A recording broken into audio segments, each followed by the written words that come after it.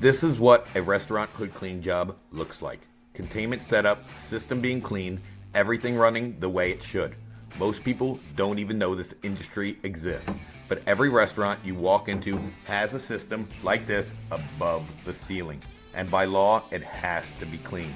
This falls under NFPA 96 Fire Code, which means if it's not done properly, restaurants get fined, failed inspection, or even get shut down.